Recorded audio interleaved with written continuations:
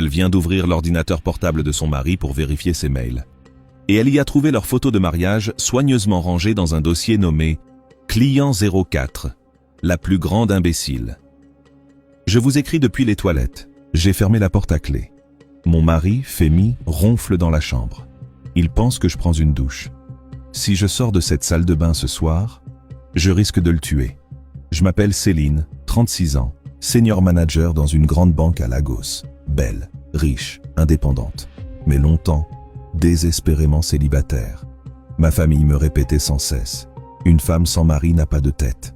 Puis j'ai rencontré Femi, beau, élégant, accent britannique, ingénieur civil, contrat à Abuja et Port Harcourt. Il conduisait une Lexus. Il me traitait comme une reine. Céline, mon amour, l'argent c'est du papier.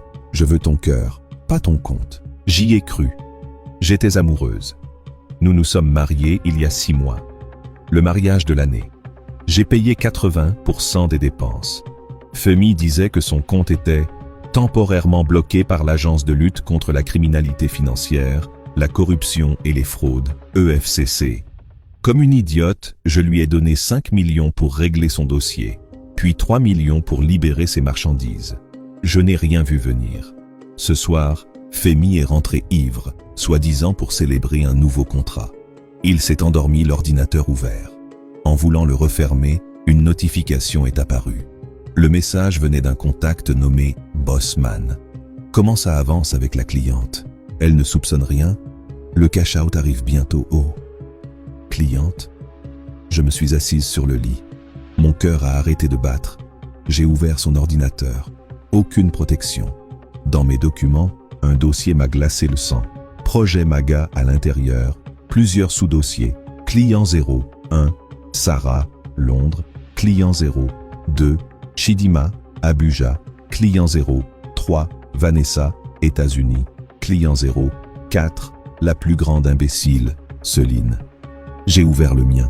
Chaque conversation, chaque capture de mes virements, des photos de ma maison, tout. Et un document intitulé « The Script ». Je l'ai ouvert. C'était le plan détaillé pour me piéger. Étape par étape. Étape 1. La repérer au Holy Ghost Service. Elle est désespérée. Étape 2. Utiliser l'accent britannique. Elle aime les hommes classe. Étape 3. Mensonge EFCC. Faire qu'elle paie le mariage. Étape 4. Faux enlèvement. À venir. Rançon prévue, 50 millions. Et devinez qui devait payer? Moi. Le pire, dans un dossier photo, j'ai vu des images de sa mère, la femme qui dansait à notre mariage, celle que j'appelle Mama. Elle tenait elle aussi un script. Ce n'est pas sa mère, c'est une actrice du National Theatre. Son témoin? Un complice. Je ne suis pas une épouse, je suis un projet, un format, une cliente. Je l'ai regardé dormir, si innocent. Mais c'est un démon, un Yahoo boy spécialisé dans les femmes carriéristes qui cherchent l'amour. J'ai tout transféré sur mon email, j'ai les preuves, mais je suis perdu. Si je l'expose, la honte va me tuer. La banquière qui a épousé un scammer. Si je me tais, il exécutera son faux kidnapping la semaine prochaine et siphonnera toutes mes économies. Je serre la poignée de la porte.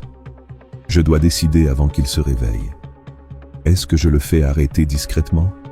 Ou est-ce que je joue son jeu pour le piéger avec son propre kidnapping? J'ai déjà imaginé un plan dangereux. Dites-moi si vous voulez la suite, comment j'ai retourné le piège contre lui.